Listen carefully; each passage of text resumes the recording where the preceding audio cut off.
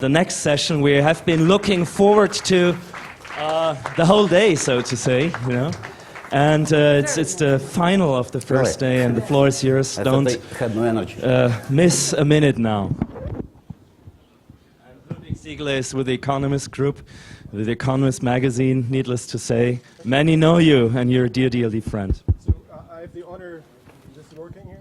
The microphone? So I have the honor to... Hold on. No, it's working.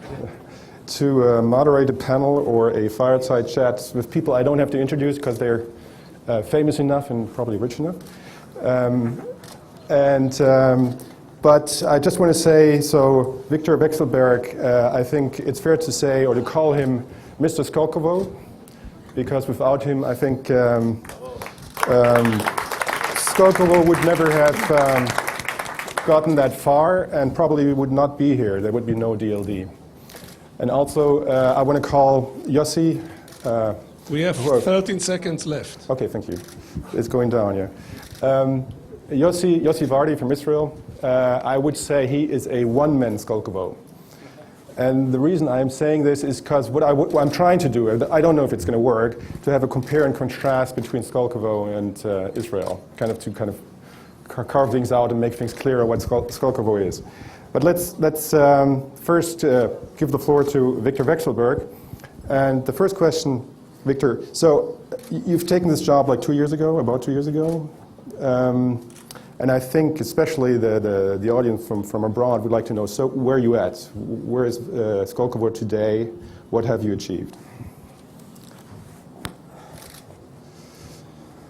Do we have translation? May I talk in Russian? Yeah? No? Yeah? Yeah? No? I wouldn't be able to. Okay, my English is so poor, but how I understand I should to talk in English, yeah. Thank you for your question about the way we are, what we're looking to achieve the next, I don't know, 3, 5, 10 years. First of all, I would like to say that this is a long-term project. This is not, sorry, but just only rep from Russian government can ask, okay, what you achieve after 2 years. And the people who understand what we would like to do, for sure understand this takes time. Because the main part of, or main goal, what I already talked today in the morning, this is our main goal to start change mind of Russian people who really believe in the future of our country and really believe that Russia can be on the rail to innovation and the change on the process. The question how? And the Skolkovo is a project what can be, we believe of that, what can be one of the tools which will be help to people change mind. And we understand it's not easy. We choose some model. We made some analysis of international experience. We visited a lot of countries. We included Israel. We talked with many people, and finally we decided that okay, we more or less shape what we would like to create, what we would like to do. Very popular, its sense as an ecosystem. We would like to be in the Russian ecosystem.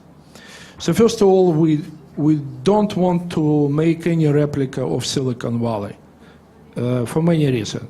So first of all, it's because it's impossible. And we are not looking to repeat very successful way of the Silicon Valley.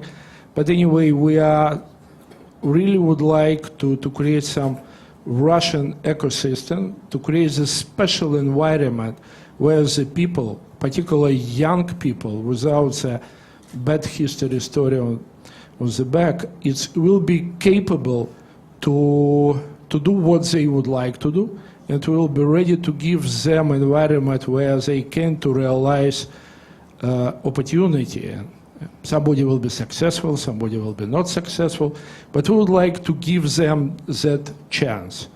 would like that the people will be not to looking outside of Russia to go to US, Europe, or Israel, or even Asia. They will be to see the opportunities they can to do this in Russia. But anyway, when we defined it, okay, fine, let's build, let's create the ecosystem, what it is.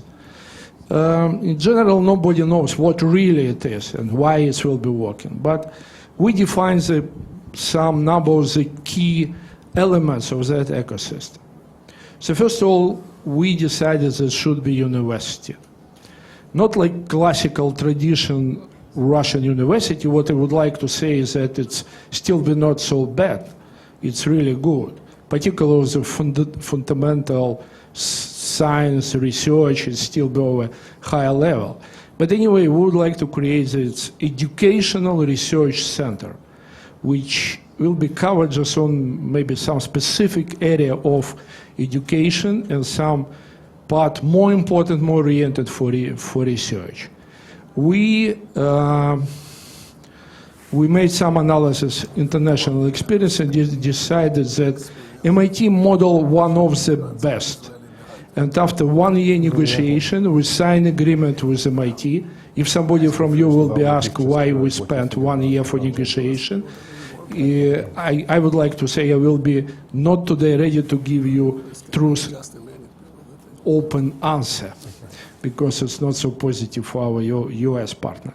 Okay, but anyway, we decided that we would like to have that one. We signed agreement with MIT, they help us to start that process. We already registered university. It's the answer of your question, what already done. We already registered. We already nominated our the first board and the first president. This is professor of MIT, Mr. Crowley, who knows him, who not. It's very ambitious and intelligent person who really believes that we can to do this. And we created the endowment for our university because anyway we understand for long-term project we should to build strong financial support of that university. Anyway, this is number one, our believing that we must to have university. Second, it means we will be build beautiful university, we will build campus. The size of that university is reasonably small. It should be just only 1,200 students, maybe 400 professors and postdoc, and it will be 5 priority which would like to cover. It's energy efficiency, it's biotech, this is IT sector, nuclear technology, and space. This is the same 5 priority what we have the structure for our clusters. But anyway, again, universities. The second one would like to have in our Skolkovo project, technopark. It should be modern, good development technopark. Is the capacity of that technopark should be provide support for between 100 1,000 startups.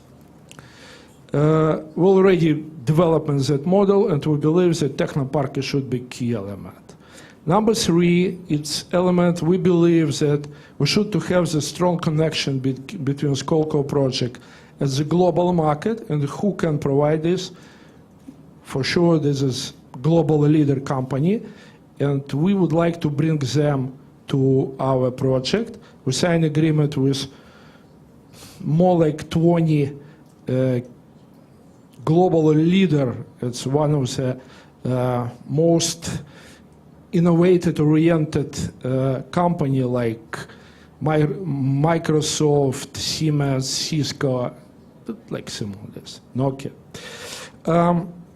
This is number 3. Number 4 element, this is city, environment. We really would like to give the opportunity to people to feel some freedom of the ordinary real life. It means we would like to provide to them good level of education for children. We would like to provide good health care support and good environment to living. It means this should be good combination which will be motivated to people to come to us. something we already did it. We developed a big plan for all city, and we start to build. This year we'll build the first building. In September we'll move there. Welcome, we'll celebrate. This is our practical first step. Thanks, Viktor. Perhaps two follow-ups. One, this seems to be a very ambitious project. And I'm just wondering, you mentioned like these 5 areas you want to focus in. I mean, why 5 and not 1, and perhaps succeed in 1 rather than fail in 4 or 5? Why 5? I think it's easy answer. If you see the part of them, it's where Russia today still have some, I think it's good developed industry. Space, nuclear, it's anywhere Russia to keep lead for the position of the global market. Some is where Russia is absolutely very poor. This is, I mean, like energy efficiency, because Russia, huge, big, rich energy country, and nobody in Russia take care about the efficiency of energy. But who knows what we'll be facing in the future, and we believe that we should start to look in very serious in this corner. And biotech, last 20 years we lose a lot, and we would like to bring back the experience, knowledge of that sector. And IT sector, this is maybe where Russia has absolutely good support of the young talent people with whom you partly today to meet, and you can see this many Russian science of the mathematician and the physics around the global world. We believe that IT or any application of IT, this is cluster what will be one of the most advanced cluster in our project. And the second follow-up is, I mean, you told me you're not a politician, but I may perhaps ask you a political question. I'm not a politician, believe me. Because that's what when I talk about Skolkovo in London or in Germany, where I'm from, that's the first question I get is, so with the change of the president, I mean, we all know Skolkovo was a Medvedev project. Has anything changed because of the change of the presidency?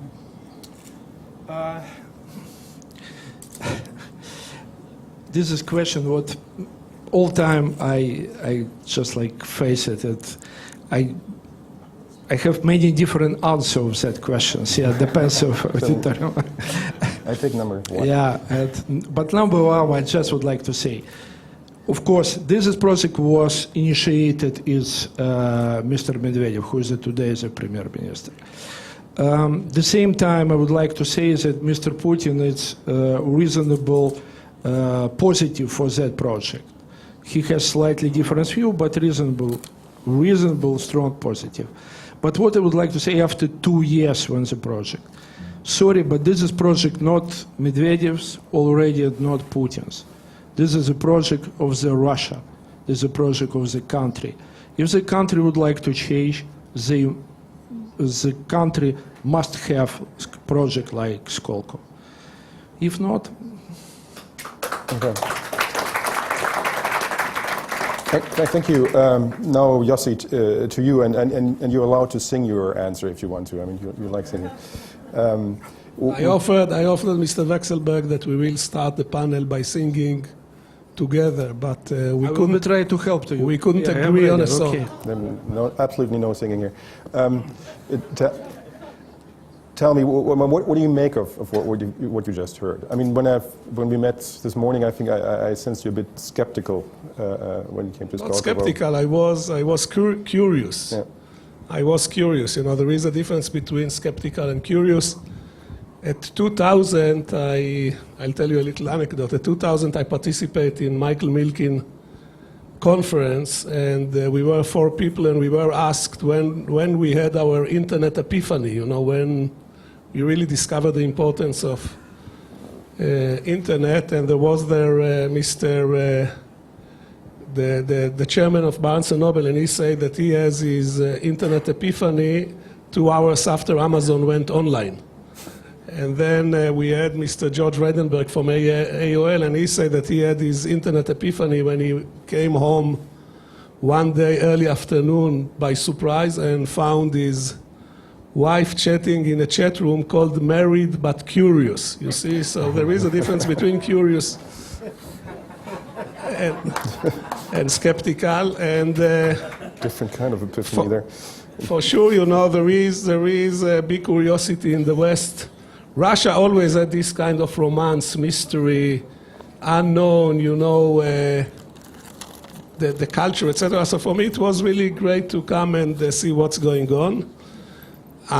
Before I tell you about what I think about Skolkovo, which I'm not a great expert yet, I just want to tell you that this conference was a great surprise, positive surprise to everybody which was involved in it, both the Skolkovo people and the Buddha people, and we, the group from Israel, which were involved. We saw here a huge group of people, many young people who are curious and alert, and it was really very nice to see the level of interest. I think I said we expected 600 people. We almost got double the quantity. So I'm sure that Skolkovo, this way or another, is answering a need. Now, regarding what I figure, I see the project as a big beacon which signal, you know, in addition to providing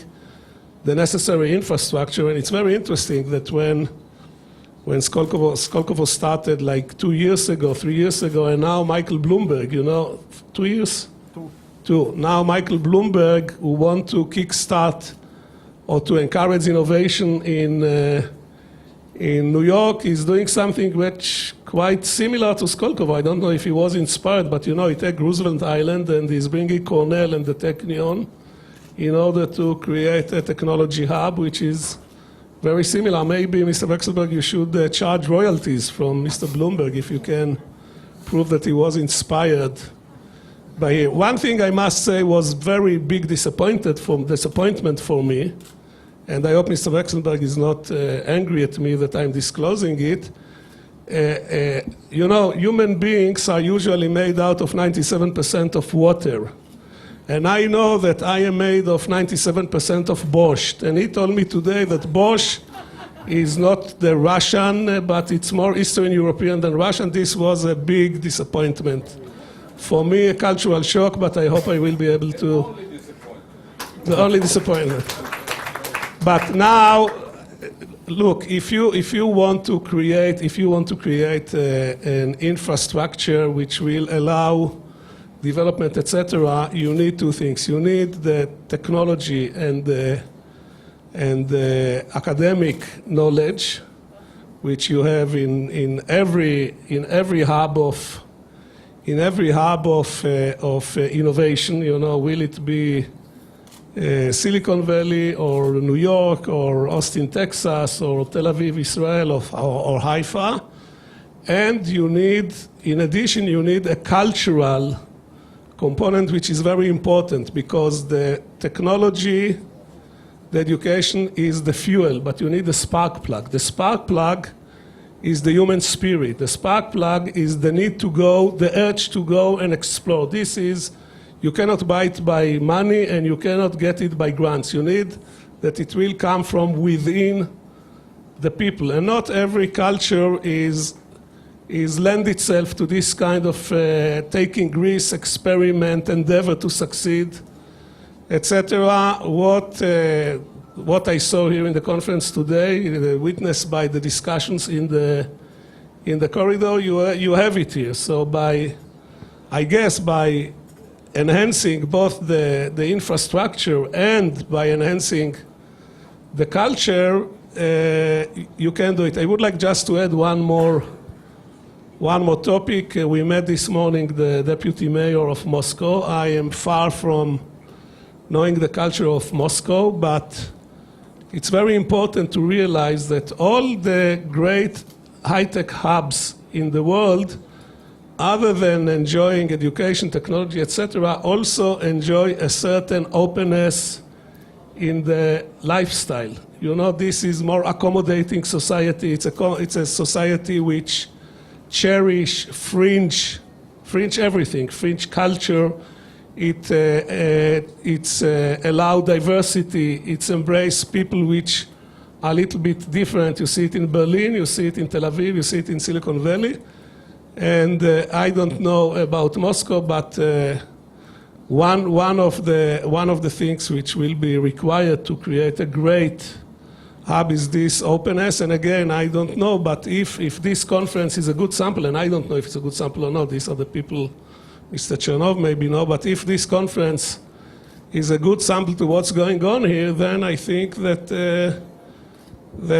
we already see great innovation here, and we are going to see more. The last thing which I would make as an observation of one day, I'm one day expert. I'm here 27 hours, and now I know everything already, you know. So you have here a lot of great companies, you have here a lot of technology, you have here really very, very impressive internet properties.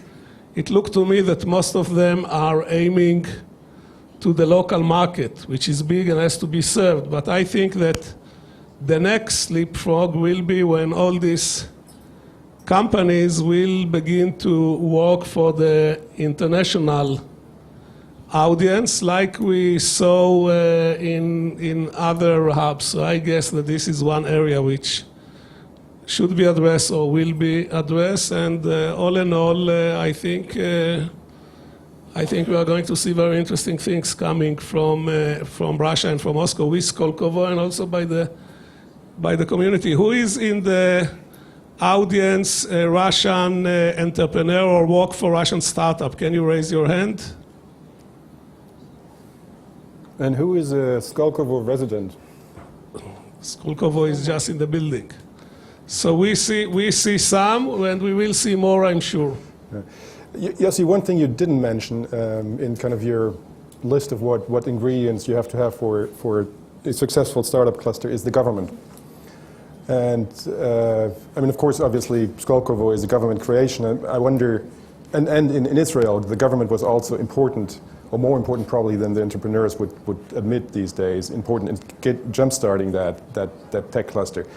I mean, can Russia learn something from the Israeli experience in terms of what role government should play?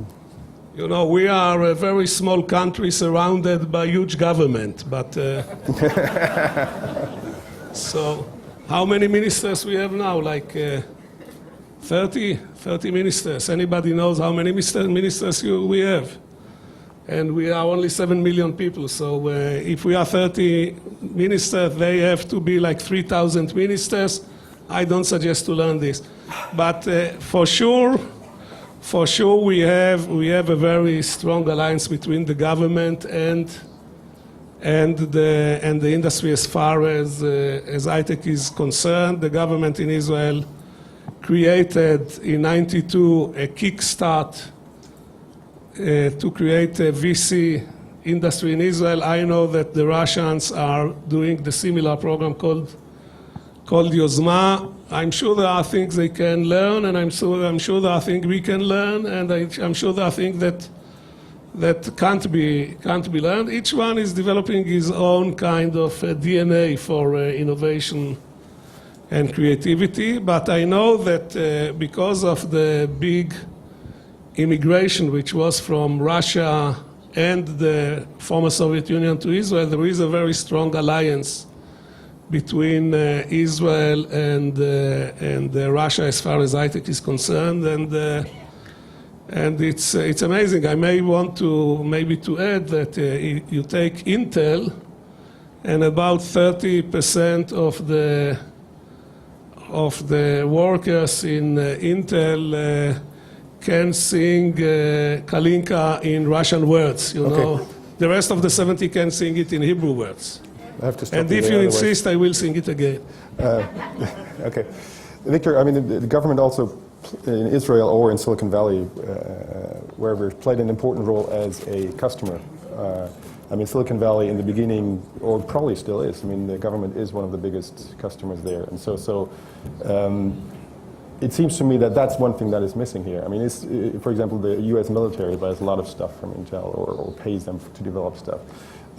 Is that the case in Russia too? Do you need that, or where the demand will come from that kind of triggers or boosts that cluster? You're right. You're exactly right. It's for sure as a government should be one of the strong customer of the product what will be generated in Skolkovo, but so far it's not yet. Yeah, we have just on the initial stage where we try to create some communication between our company, which in general just initial stage together with us, just only startups. We are not don't have the big player in Skolkovo, and even in the future we will don't have the big company in Skolkovo because we just concentrated on only policy to support startups. If company will be grow above our level, they will be lose all preference what we can give them through all legislation. But at the same time, what support from government we have today? The first of all, of course, financial. The key investment today goes through government support. Of course, we already have the partnership relation with how we call our key partner. We have some support from VC partners, but anyway, the main part of our money we get from government. How much is that? It's today for total we get it for first 4 years. It's around like $3 billion. Mostly will be goes to construction and to grant support of the startups. But the second one, what I already mentioned, the issue about endowment for university, and Russian government to issue some law which each big company where Russia government has about the 50%, it has to donate 1% of investment program in endowment. If everybody will do it, what I don't believe it, but it will create some good. The first step is a good platform to grow our endowment. It will be enough for initial stage to develop and research in the university. But in the future, we believe we will be must to have the strong local market order for all startups what we will have in Skolkovo. When I read up on Skolkovo, one thing I was intrigued by is this system of grants that you don't take when you give money to startups. They get the money, they have to be resident of Skolkovo and even move there eventually. What are you doing? I want to see your next question. Prepare myself. So what's the rationale behind that? Why did you just kind of get some stake in okay, it's during this is 2 years. It's almost like 1 year, one and a half. We already to place a little more like 100 grants for 100 company. It's slightly around like 200 million. But most important, not money. Most important, this is the grants. This is different what from even some another similar project. The Skolkovo Foundation, not profitable organization. We are not looking to take participation in any company, and we support infrastructure and support financials through grants program. It means we are not take any piece of business. We are just absolutely independent from business, which sometimes it looks good because the people really, it's little scary if the big player would like to take some piece of company. Okay. Now, Yossi, you meet a young entrepreneur, Russian or Israeli, and that entrepreneur asks you, where should I incorporate my company? Where should I move? Should I move to Israel, like many Russians have done, or should I stay in Russia? What would you tell her or him? First of all, I have to admit I'm investing in Israeli companies, in Israeli entrepreneurs, because I understand their logic. They don't have any. And to begin to understand the culture of other people, it's rather difficult for me. So I cannot give any advice. But trying to think about it, I will tell him he should do whatever he wants where he feel the most comfortable and where he can find. What is this red blinking? There is a fire or something. And when he can find good team, I don't know the marketplace for development in Russia. If there are good developers and he feel comfortable and his family is here, he should go and do it here. I would say only one thing.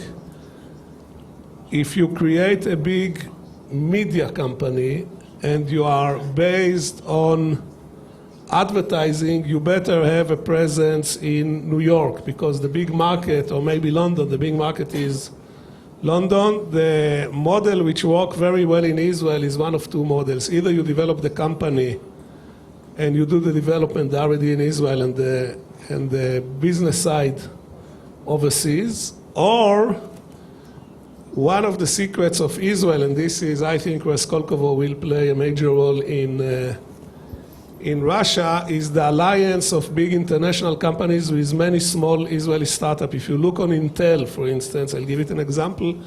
Intel has in Israel 7,800 people. They invested in 64 Israeli startups. You know, the Israelis, the small companies, many of them are being sold to companies like EMC or IBM. IBM bought 11 companies in Israel, or Motorola, or HP, or Google, or Yahoo, or all these companies. So I can foresee Skolkovo bringing the large international companies. Deutsche Telekom employ in Israel 140 people in Beersheba University. Their development is in the university.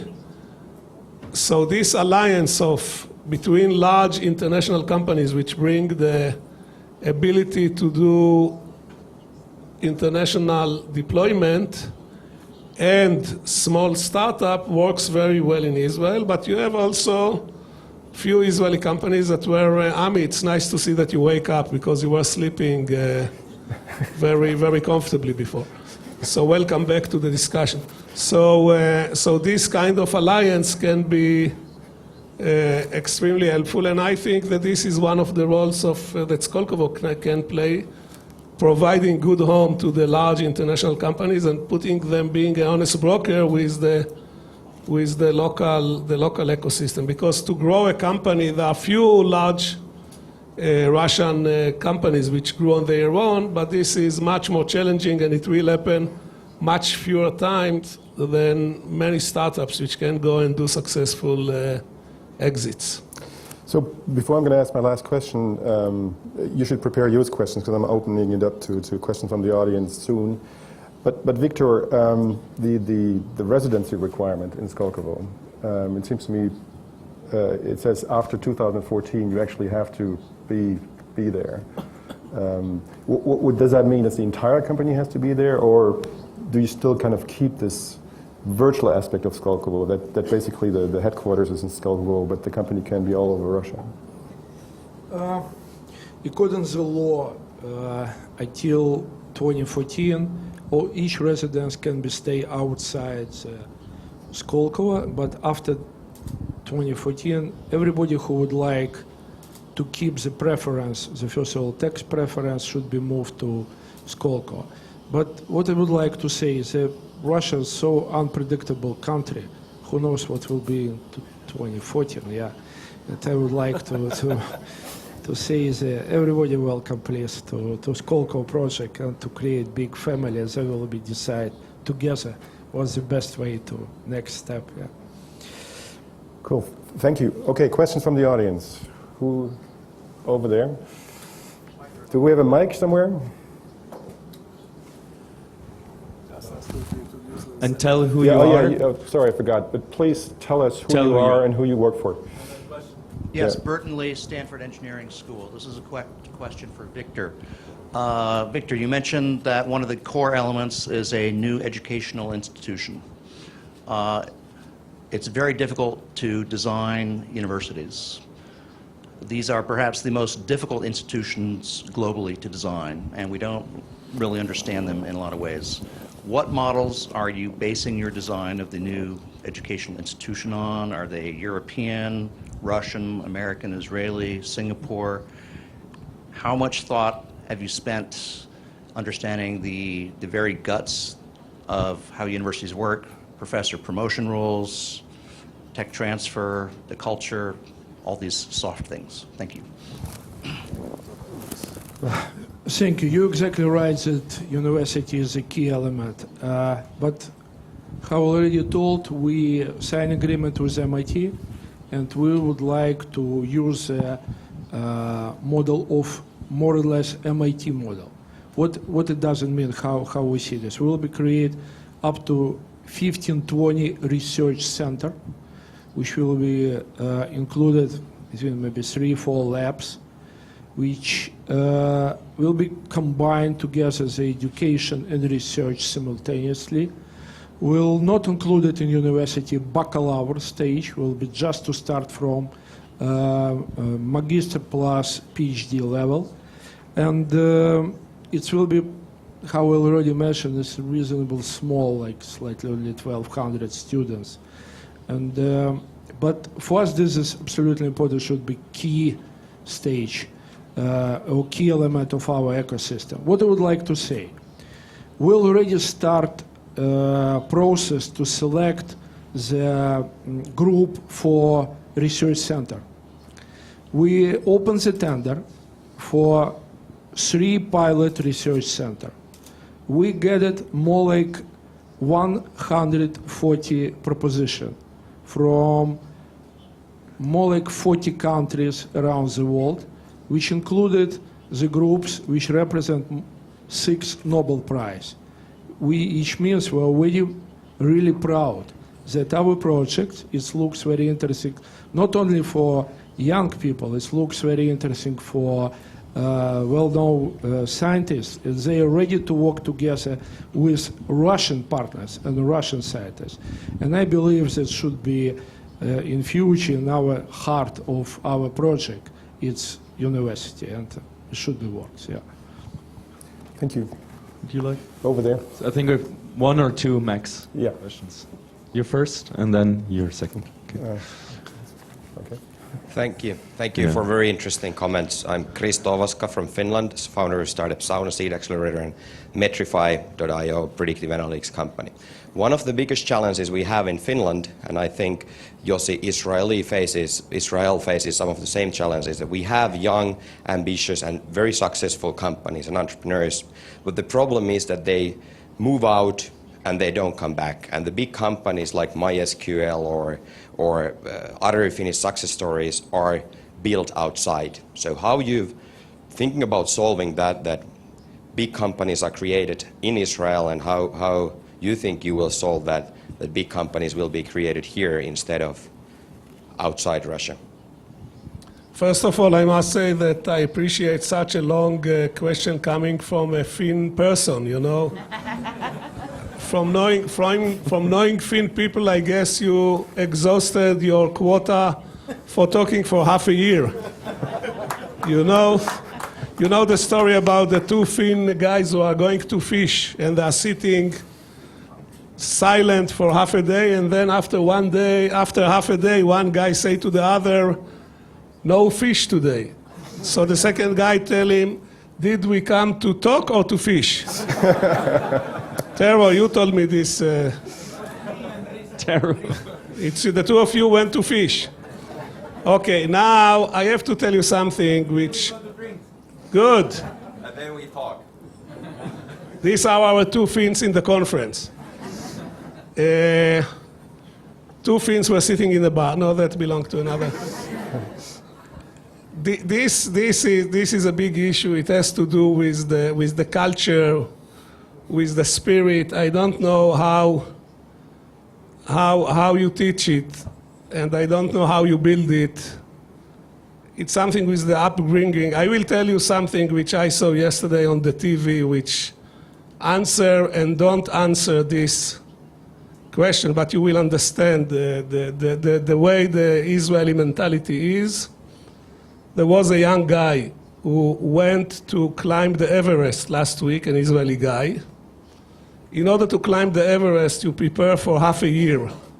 And then you spend 30 days in the Himalaya going up and down, up and down, up and down, and you have to create a delegation, and you have to spend probably $200,000 to pay for the permit and the equipment, etc. It's a big commitment. So this young Israeli guy went last week to climb the Everest, and when he reached 300 feet from the top, like 100 meters, he has to cross another 100 meters. He saw a Turkish guy unconscious lying on the trail. Now we know from other people which climb the Everest that if you see somebody unconscious, you have a big dilemma. Nobody is judging you, and many people don't provide help, because if you provide help, you may die. You may not be able to make this the way back. This Israeli young guy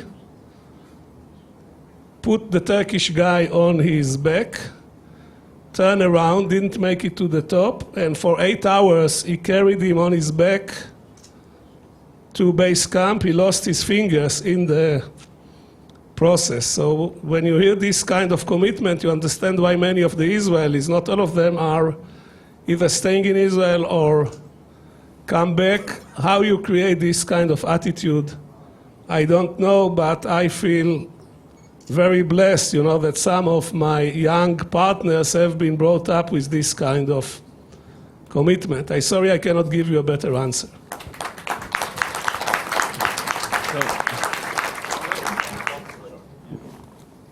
My answer is more pragmatic, sorry. Why we believe that it can be work in Russia, particularly, compared with Finland? Because Russia is, for big company, Russia is a big market. It's why it can be interesting for big player to place here some R&D center, research center, because anyways, they already to see some opportunity for market. The second one is we believe that it's Russia still has good high-level education, which can be good support for R&D center to find good young talent people and to bring them to big company and to have them, it's a reasonable cheap employee and to work together with big company. And I just would like to say about the result of the 2 years. We already signed agreement with more like 20 company. And the total employees, it's more like 1,000 people. And the total budget for next 5 years, it's around like 500 million. It's not so big, but for initial stage, I think it's good initial stage. And it should be works. I believe it should be works, yeah. Before you sit down, you don't have already the microphone, but can you just, as a piece of Finn education, can tell them the names of the months, the 12 months in Finnish? Can you scream it? Tammikuu is the first one. Helmi, maaliskuu, touko, kesä, heinä, elo, syys, loka, marras, joulu. These are January, February, March. Thank you very much. One last question. My name is Oleg, Skolkovo University. I have a question to Mr. Vekselberg. So you mentioned that Russia is a very unpredictable country, and Skolkovo Foundation now has its key funds from the side of the Russian government. And if these funds will be decreased from perspective time, what Skolkovo Foundation will do? In other case, does it have another way to supply its? Another way to supply, what? To supply to supply expectancies of Skolkovo Foundation instead of Russian government's funds. Okay.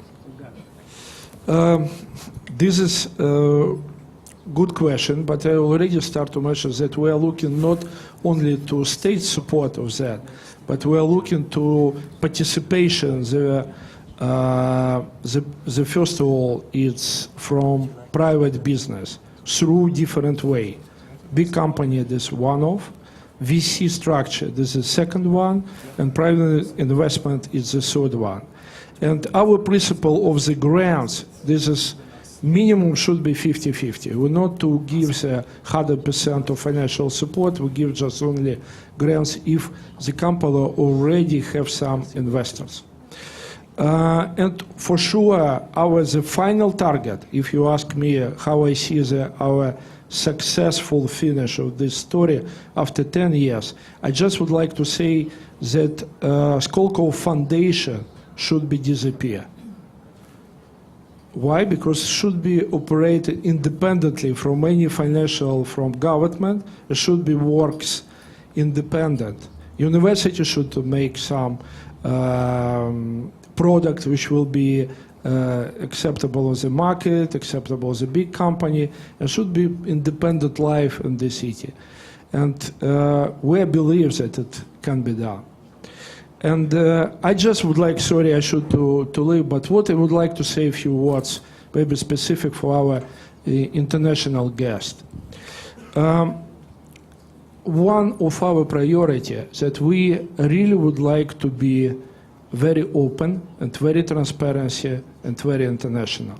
Because we believe impossible to change mind of Russian people because without the strong cultural cooperation with the rest world.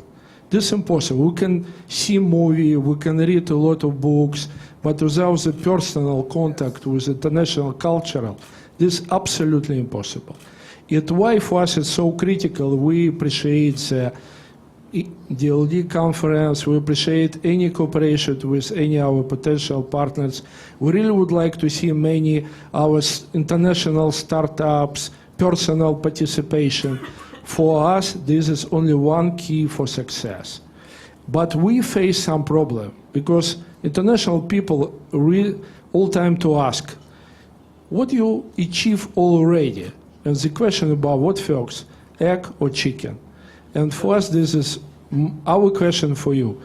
Please, if we are together, would like to see the Russia in general, like successful democracy, transparency country with the key principle which we believe it should be work, it can be done just only with strong collaboration and cooperation with international partner. And I just would like to ask you, when you will back for your country, for your family, please try to say your friends, your partners, that Russia today is slightly different, believe me. And let's change the perception about Russia.